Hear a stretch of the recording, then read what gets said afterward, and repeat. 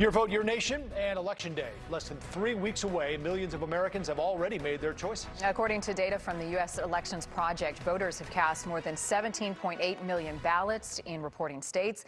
That is nearly 13% of the total votes counted in the 2016 general election. The data also shows that more than 80 million voters have requested ballots.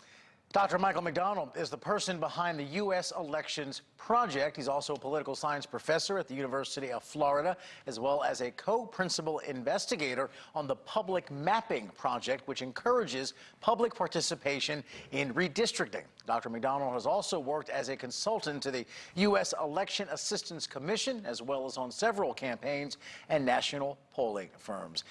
Thank you so much, Doctor, for being here. We certainly appreciate it. Great to be with you. Really some impressive numbers that we're seeing here in terms of early voting. What do you think is the driving force here? Is it enthusiasm about one candidate or the other, or is it just doing what people feel is best for their health in the middle of this still growing pandemic in this country? Yeah, I'll break some news for you. We'll be over 19 million by the end of this evening that have already voted in this election.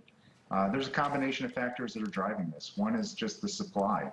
States were going to make available early voting options, especially mail ballots. Some planned, some were in anticipation of the COVID emergency, but there was going to be a lot more supply of early voting in this election cycle. That was very clear.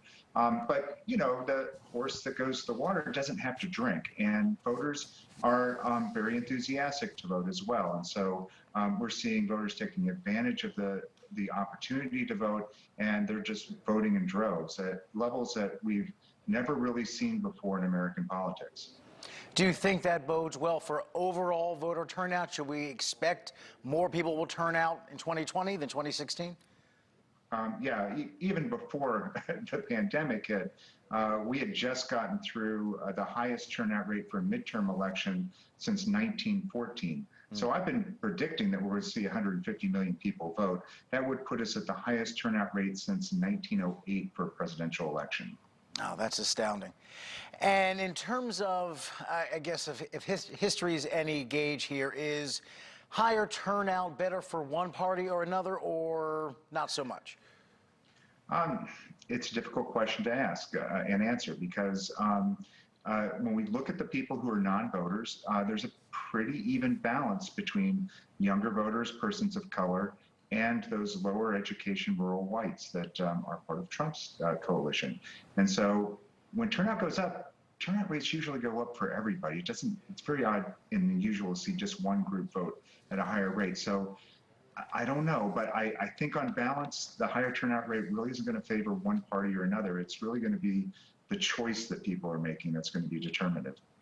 And there's so much discussion right now about, will we actually know the results on election night, or at least the very next day? And it kind of depends on which state you live in and the various rules they follow for counting and posting their results. Like states like Arizona, Florida, North Carolina, we can know those results very early on. States like Pennsylvania, Michigan, Wisconsin, not so much. With all of this early voting, do you have more or less confidence we will know a winner on election night or shortly thereafter?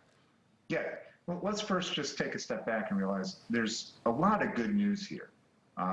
We haven't had a lot of good news this last year, but this is good news. There's a lot of people voting. We had been concerned about the conduct of the election, and yet we are voting, and it's happening, and we are going to hold an election one way or another. It is happening, and already 19 million people have voted.